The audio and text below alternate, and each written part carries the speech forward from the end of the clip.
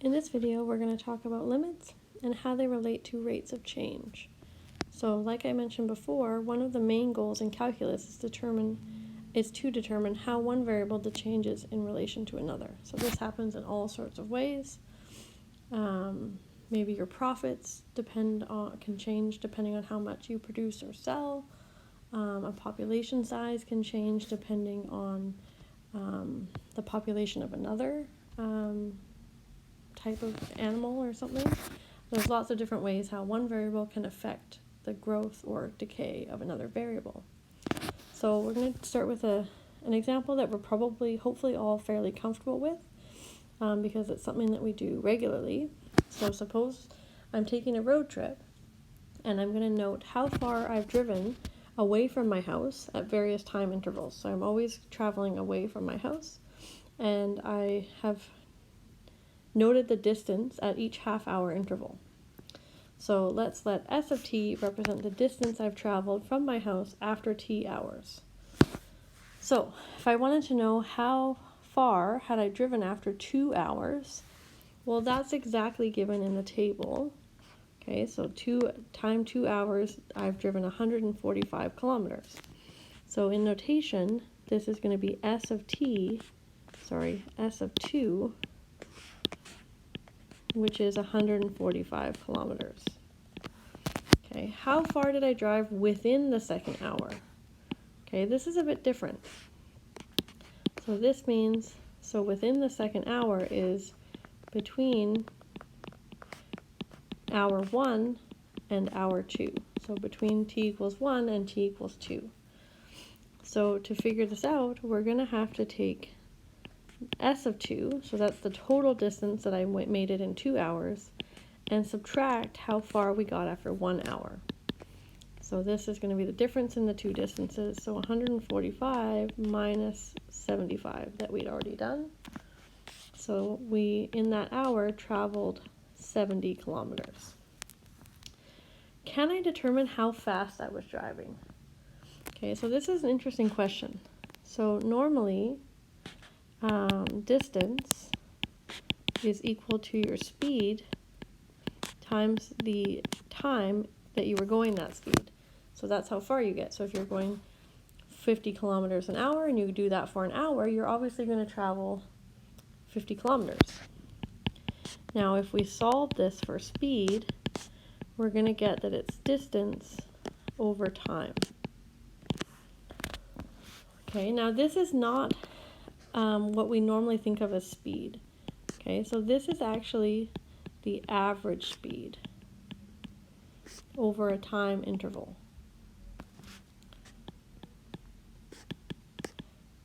So we need to know in which time, how far we got over that time and how much time it took. So we call this average speed.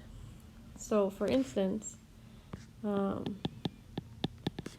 average speed from above on the interval from t equals 1 to t equals 2 is going to be the distance we went.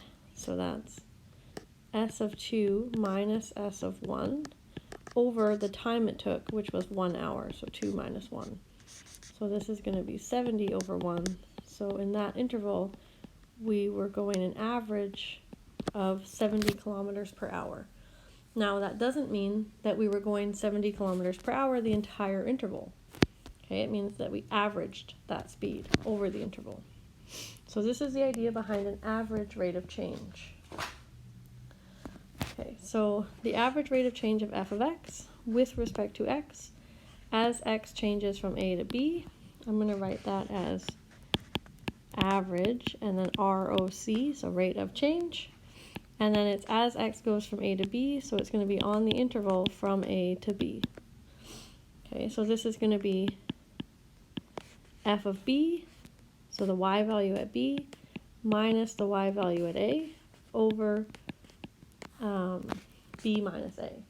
So this is, on the top, the change in y, and on the bottom, the change in x. Now notice that this is the slope of the line connecting these 2 points, so the endpoints of the interval. So a, f of a, to the point b, f of b. So it's like the slope of a secant line. Okay, so in fact, the average rate of change is equivalent to the slope of the line that connects these 2 points. So if you had, okay, let's just do some graph here. Okay, so maybe our graph looks like this. And maybe we'll take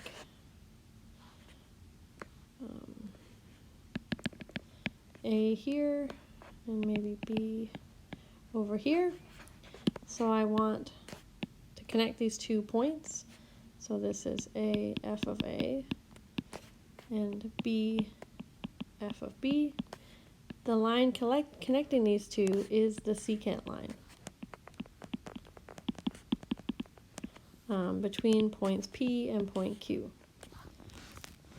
Okay, so it is a secant line. So average rate of change is equivalent to the slope of the secant line connecting the endpoints of your interval. Now, normally, what we want to know is how fast are we driving right now? Okay, so not over an interval, but like at this very moment, how fast are we going? Okay, this is a different type of speed or velocity. So let's try to figure out how we might determine that. So suppose the distance traveled is given by this formula, s of t is 3t squared, and we have some interval here from, it only makes sense for from t is 0 to 15, say, where t is in seconds, okay, and s of t here is in feet. Suppose we would like to know the exact speed after 10 seconds. Okay, now we don't know how to compute exact speed, so what we're going to do is think about the average speeds. So let's compute the average speed over a few intervals. Okay, so I'm going to write average speed.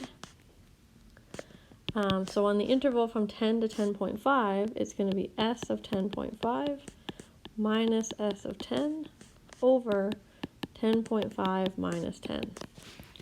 So this is going to be 3 times 10.5 squared minus 3 times 10 squared over 0.5. And if you compute this, you get 61.5 feet per second. Okay, now let's try a smaller interval. So maybe I'm going to shorten my interval. The shorter the interval, the more close my average speed is going to be to my exact speed. Okay, so if I take my interval within seconds apart, I'm almost getting the exact speed. Okay, the average speed will be very similar. So here we're going to go from 10 to 10.1 seconds instead. So our average speed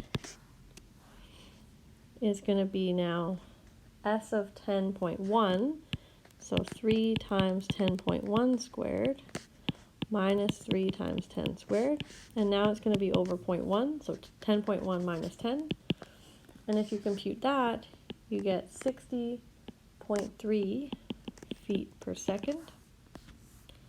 Okay, now let's do one more. So now we're going to make it even smaller, okay, 10 to 10.01. So our average speed is 3 times 10.01 squared. 3 times 10 squared is 300, okay, over 0.01. And if you compute that, you get 60.03 feet per second. So if you had to guess a speed for when you're exactly at t equals 10 seconds, we might guess 60 feet per second. Because it seems like that as the interval gets smaller, so these values seem to be approaching 60. Okay, so that would be our guess. Now, how can we be more confident of our guess? Well, let's think about a general interval.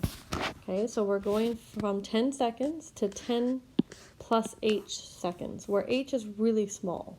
Okay, but we'll do it in general. So here, the average speed, okay, on this interval, so from 10 to 10 plus h, is going to be s of 10 plus h minus s of 10 all over 10 plus h minus 10. So this is going to be 3 times 10 plus h squared minus 300 all over h. So let's simplify this. Okay, so I'm going to FOIL out the brackets here, and I'll get 100 plus 20h plus h squared, and I still need to times all of that by 3, and then minus 300, and then divide by h. So now if I put the 3 in, I'm going to have 300 plus 60h plus 3h squared minus 300 all over h. So the 300s go away, and I can factor out an h. So I have 60 plus 3h all over h. So my h's cancel, and I get that my speed should be 60 plus 3h. Okay, so that's what we think, that's what the average speed should be on any interval. Now if we compare, okay, so when h was 0.5 was our first interval, we get 60 plus 3 times 0.5. So 3 times 0.5 is 1.5, so that's 61.5, which is what we got. When h is 0.1, we get 60 plus 3 times 0.1, so that's 60.3. And again, when h is 0.01, we get 60 plus 3 times 0.01, which is going to be 60.03, which is also what we got above. Okay, so this works for all of these intervals. So what we're thinking is that the speed, okay, so the actual speed at t equals 10 should be approximately the average speed on these intervals, so from 10 to 10 plus h, for small h. Okay, and as h gets really, really small, so as h approaches 0, the average speed should approach what we call the instantaneous speed. So the speed at t equals 10. So if h was, as h gets smaller, as h goes to 0, 60 plus 3h, so if h is a really small number, and I times it by 3, I'm going to get still a really small number. So this 3h is almost 0. Okay, so that means that this number is going to approach 60. Okay, so our exact speed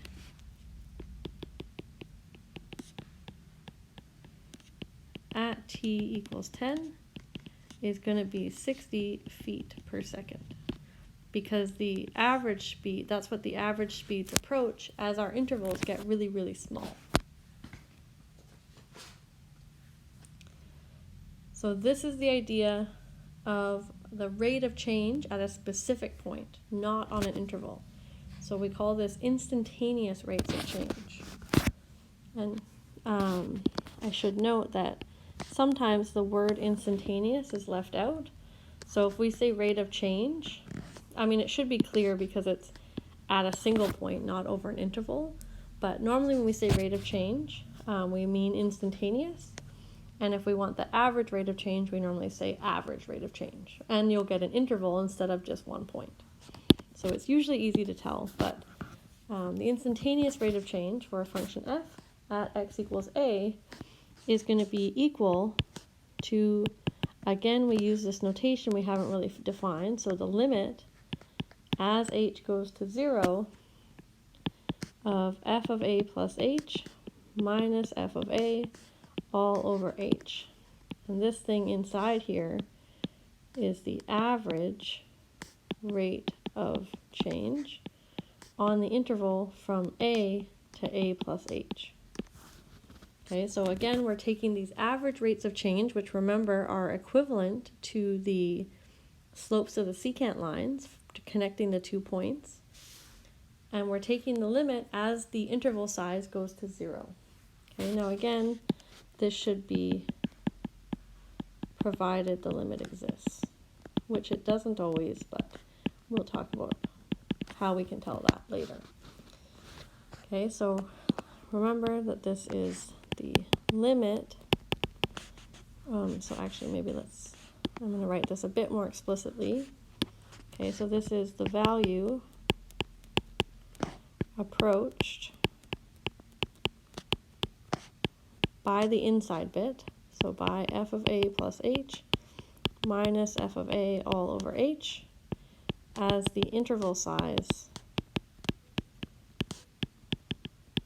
which is h, gets smaller and smaller. Okay, so that's what we mean when we say the limit, but we're going to talk about that in the next video. Now, I just want to make a note here that you should be careful when you're computing f of x plus h. Remember that this x plus h is your new input into your function. So you should not be getting f of x plus f of h. Okay, so you can't put the f through, and you also cannot just compute f of x and add h to the end. So everywhere, so when you're computing this, everywhere there is an x in the formula, you need to replace it with x plus h. Okay, so that you want to be careful that you don't confuse that. It's a common problem in this class, so I just wanted to emphasize that. Now, I've been using the word speed sort of interchangeably with rate of change. I shouldn't be doing that because they're not actually equivalent. Okay, so I just want to talk about that a bit. So speed is always positive, okay, whereas the instantaneous rate of change can be negative. Okay, so it sort of has a direction associated with it. Okay, so the sign tells you some extra information.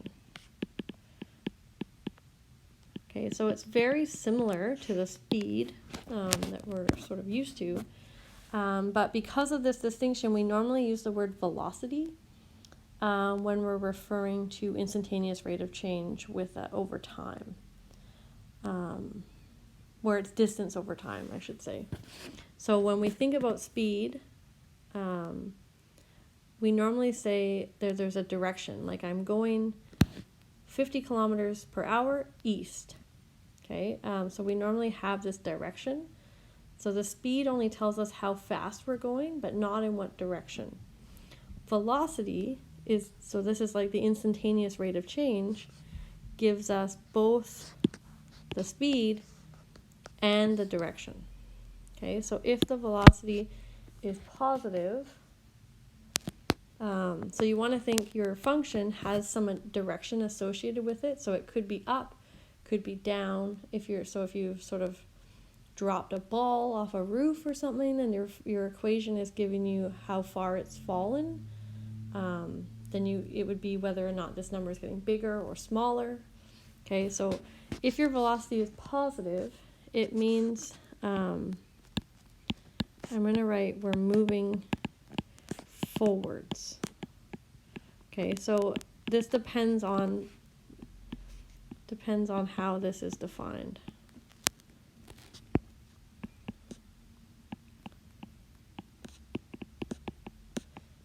Okay, so it depends how your function's defined. So in our example up here,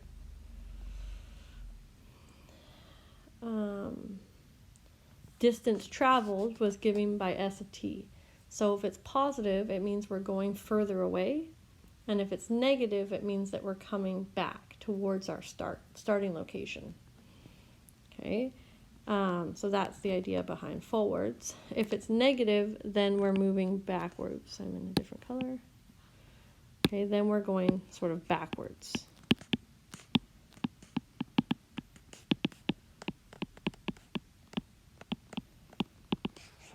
Okay, and what the speed is actually the absolute value of the velocity.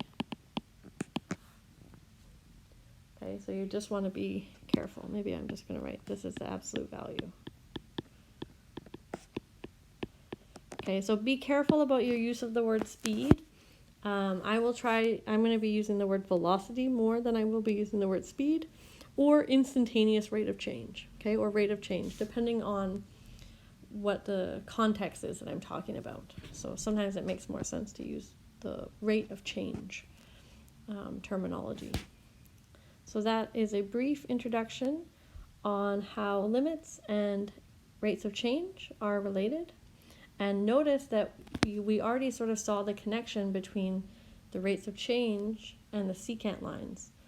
So the average rate of change is like the slope of the secant line, whereas the instantaneous rate of change is like